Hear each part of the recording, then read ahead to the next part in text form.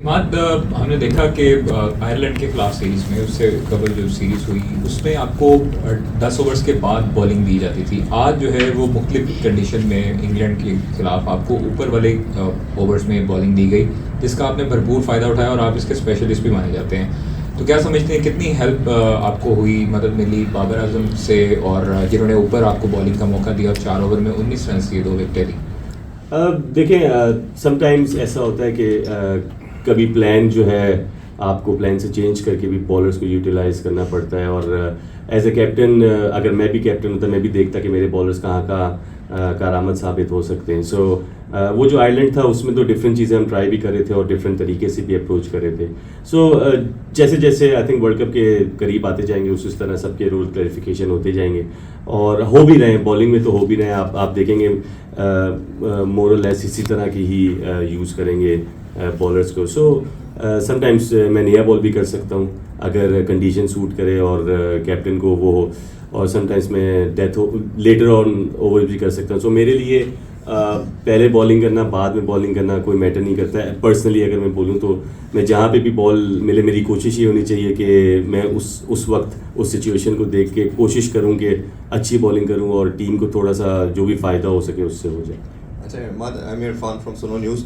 2 question है आपसे। एक तो ये कि जिस तरह अभी आपने मेंशन किया आप किसी भी नंबर पे बॉलिंग करना चाहेंगे, बट आपकी जो हमने सक्सेस देखी है वाइट बॉल में, पर्टिकुलरली अगर T20 में, तो वो न्यू बॉल से अटैक करते जो आप, वो आपसे रिसेंट पास में हम देख रहे नहीं करवा रहे।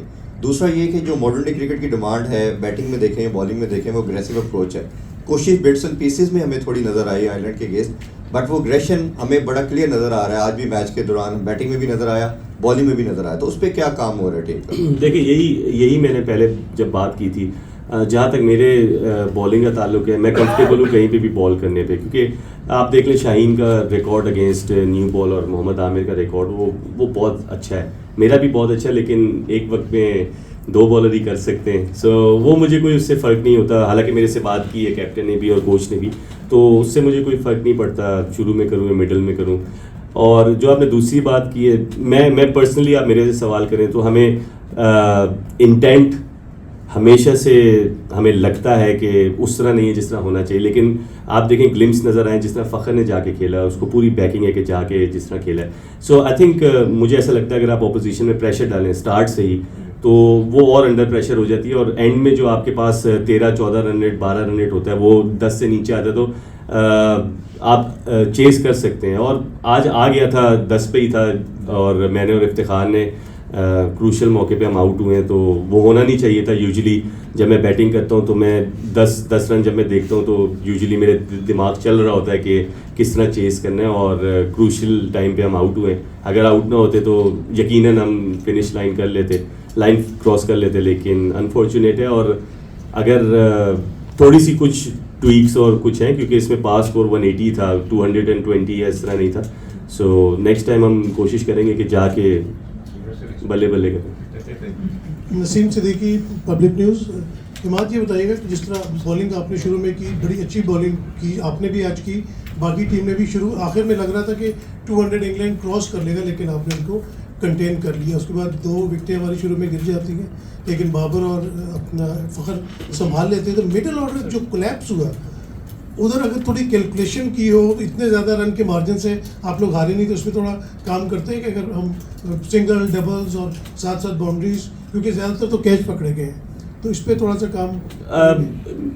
मेरे से आप पर्सनली पूछें तो मिडल ओवर्स में हमें डोमिनेट करना चाहिए। डोमिनेट का ये मतलब नहीं था हर बॉल आप छक्का मारें। डोमिनेट का मतलब होता है आप बॉल टू बॉल खेलें और उसको चढ़ाई करके उसके बॉलर को खेलें, सेटल ना होने दें बॉलर को बेसिकली।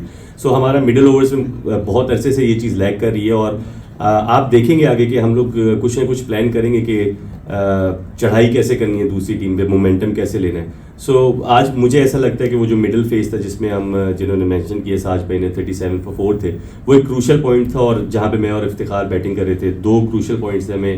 हमने बहुत मिस्टेक की है उसमें, और हम बैठेंगे और देखेंगे कि किस तरह आगे इसको अच्छा करें और सिर्फ बोले नहीं, अच्छा करके दिखाएं।